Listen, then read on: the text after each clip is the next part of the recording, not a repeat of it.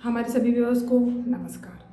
सबसे पहले हमारी ट्रस्ट की ओर से उन 6 चीतों को श्रद्धांजलि अर्पण करते हुए जो अफ्रीका और नामीबिया से लाए गए थे भारत में और जिनकी दुखद मौत हो चुकी है, उनको श्रद्धांजलि अर्पण करते हुए हम उन कारणों की जांच करने की कोशिश करेंगे जिसकी वजह से इन चीतों की दुखद मौत हुई। सबसे पहला मुद्दा आता है रिलोकेशन, मतलब स्थलांतरण। स्थलांतरण कब होना चाहिए? जब कोई प्रदेश में या देश में आपातकालीन परिस्थिति निर्माण हो जाए तब स्थलांतरण हो सकता है। जैसे कि कहीं सूखा पड़ा है, किसी प्रदेश में सूखा पड़ा है, पानी की किल्लत है, पीने के लिए पानी नहीं बचा है, तो इस परिस्थिति में स्थलांतरण किया जा सकता है। या तो फिर पूर्व सदृश परिस्थिति है। अगर किसी प्रदेश में पूर्व सदृश परिस्थिति है, सब जगह पानी भर गया है, पानी में डूबकर मरने की आशंकाएं तैयार हो गई हैं, ऐसे वक्त स्थलांतरण किया जा सकता है। या तो फिर युद्धजन्य परिस्थिति है।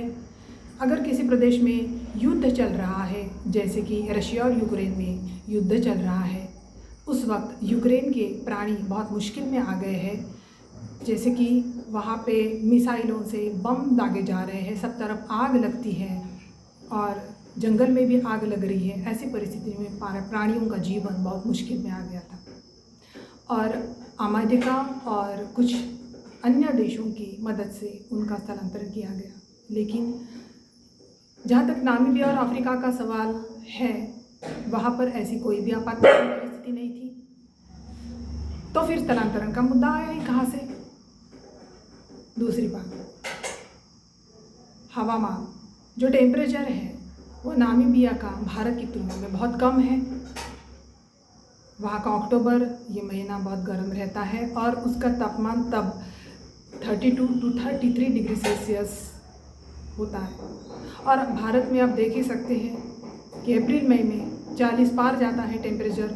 वो 45 डिग्री सेल्सियस भी हो सकता है या 47 डिग्री सेल्सियस भी हो सकता है। इसलिए जो प्राणी ऐसे ठंडे हवामान में, कम तापमान में जीने के आदी है, वो भारत जैसे ज़्यादा गर्म होने वाले देश में जीना मुश्किल है उनको।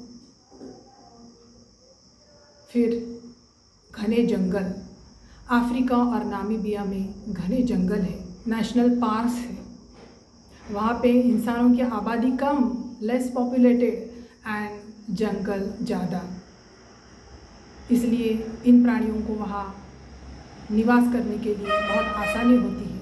उनको अपना भक्ष्य मिल सकता है, उनका अन्न मिल सकता है, पानी मिल सकता है, छाँव मिल सकती है। और अगर आप भारत में देखिए तो बड़े पैमाने पे डिफॉरेस्टेशन हो चुका है। कई हाईवे जा रहे हैं जंगल से सटके, उसके कारण बहुत सारे पेड़ टूटते हैं और भूख प्यास की वजह से जो प्राणी हैं वो महामार्ग पे आते हैं और स्पीडिंग व्हीकल के सामने उनकी मौत हो जाती है, बिकॉज़ स्पीड पे कोई कंट्रोल नहीं है। कोयले की खदानें हैं, खनिजों की खदानें हैं, कॉपर बॉक्साइट की खदानें हैं, पत्थरों की खदानें हैं।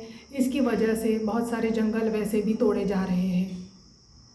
रेलवे के नए मार्ग बन रहे हैं, उसके लिए जंगल तोड़े जा रहे हैं और इसके कारण भारत में जो वाइल्ड लाइफ है, जो जंगली प्राणी हैं, उनका जीवन ही आज मुश्किल में आ गया है।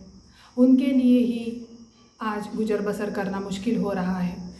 जब अपने ही देश के प्राणी आज मुश्किल की ज़िंदगी जी रहे हो, उनका निवास उनसे छीन गया हो, बहुत कम पेड़ बचे हो, घने जंगल अब विरल होते हुए नज़र आ रहे हैं और ऐसी परिस्थिति में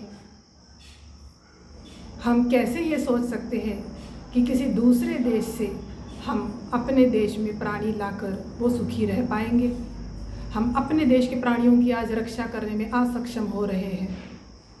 जंगल से सटे गांव हैं और जंगल में पर्याप्त मात्रा में पानी और अन्न नहीं होने की वजह से कभी कभी जंगल से भटक कर कोई चीते, बिबट या बाघ गांव में चले जाते हैं और फिर उनका बहुत ही मुश्किल हो जाता है। या तो फिर लोग डंडे लेके उनके पीछे पड़ जाते हैं, उनकी मौत हो जाती है, या फिर फॉरेस्ट वालों को उनको कैसे तो भी करके अंदर भेजना पड़ता है, वो भी भूखा प्यासा। ऐसी परिस्थिति में हम कोई दूसरे देश के प्राणी लाकर यहाँ मुश्किल में डालने की कैसे सोच सकते हैं?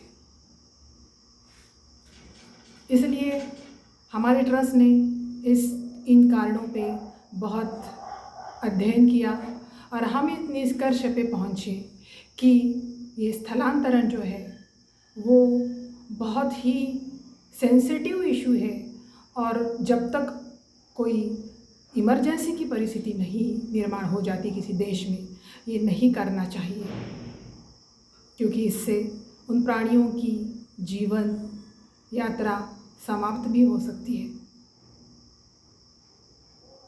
इसलिए हमने आपके सामने आज तथ्य रखे। आशा है कि आप इस पर विचार करेंगे और भविष्य में ऐसे स्थलांतरण प्राणियों का करने से पहले ये सब अभ्यास और विचार किए जाएंगे जिनकी वजह से उनकी दोबारा यहाँ मौत न हो जाए। Thank you.